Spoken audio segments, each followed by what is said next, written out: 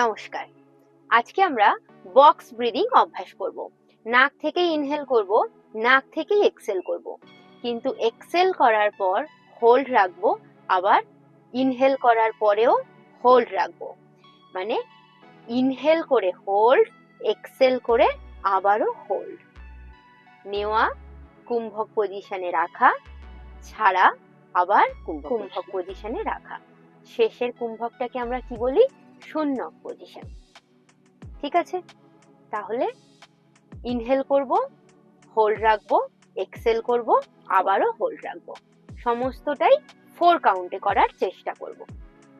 চলুন, inhale 1 2 3 4, hold 1 2 3 4, নাক থেকেই Excel 1 2 3 4, again hold 1 2 3 4, inhale 1 2 3 4, hold 1 2 3 4, exhale 1 2 3 4, hold 1 2 3 4, inhale 1 2 3 4, hold 1 2 3 4, exhale 1 2 3 4,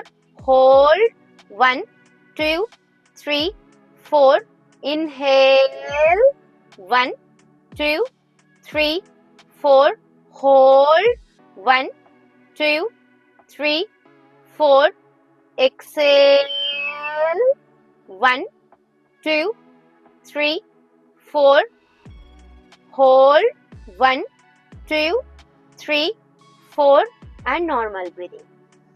ঠিক এইভাবেই আমরা বক্স ব্রিদিং অভ্যাস করতে পারি।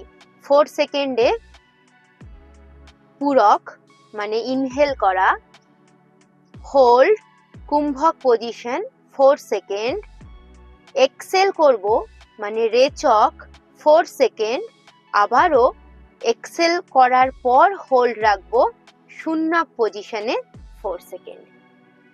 আপনারা সময় ধরে করার চেষ্টা করবেন, তবে প্রথম অবস্থায় যদি মনে হচ্ছে 4 সেকেন্ড পুরোপুরি হচ্ছে না, সেটা প্র্যাকটিস করার মাধ্যমে ধীরে ধীরে 4 সেকেন্ড করে হয়ে যাবে।